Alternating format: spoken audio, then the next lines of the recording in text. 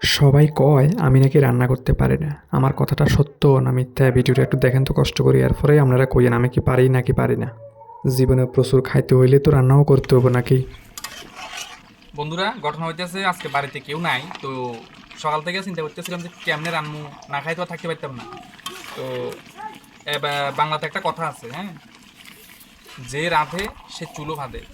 তো সবসময় যে কথাটা শুধুমাত্র তাদের জন্য প্রযোজ্য এমন না, আমরাও রান্না করতে পারি। এই যে রান্না, এখানে অনেক কিছু দিয়ে রান্না করছি, গাজর, বরবটি, ডাটা,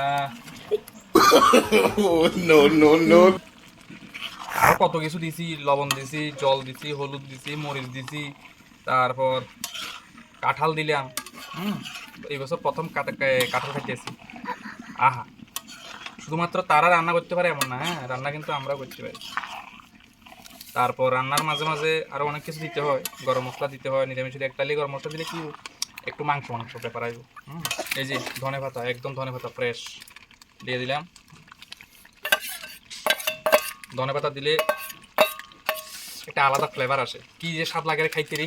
আহা হা হা, আমার তো মনে করতেছে এখনই খাইলে কি স্বাদ। আহা, রান্না করতে করতে একটা গানের কথা মনে পড়ে, আমি শ্রী শ্রী ভজ হরি মান্না। আহা, আমি করতে পারি ভালো রান্না। আহা, দেখি তো গান টান কেমন আছে। আহ, আহা আহা, কি স্বাদ। আগেই কইছি একটু গরম মশলা না দিলে মাংস মাংস একটা ফ্লেভার আইতো না। তো সানরাইজের গরম মশলা দিলাম একটু হালকা।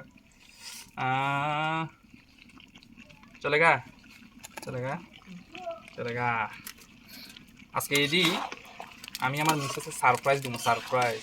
মিসেসে সবসময় কয় আমি বলে রান্না করতে পারি না বলে, কিন্তু বিশ্বাসই করতে পারি না যে আমি আসলে কত ভালো রান্না করতে পারি।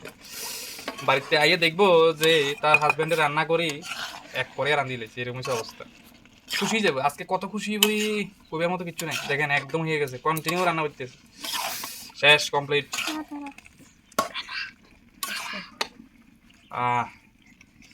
ঠিক আছে নি ক্যামেরাম্যান, ক্যামেরাটা একটু জুম করে রান্নাটা একটু দেখাও।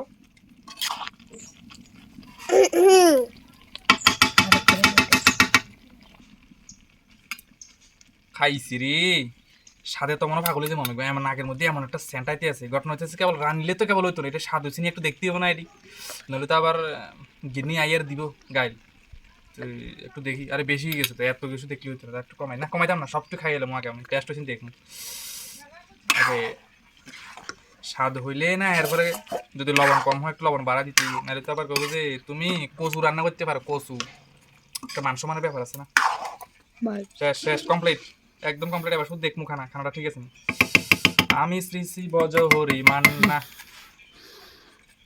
এক রাঁধতে পারি না এমন না, নতুন রাঁধুনি ঠিক আছে, একদম খারাপ হতো না, ওকে লবণ টবণ ঠিক মতো হয়েছে একটু দেখি,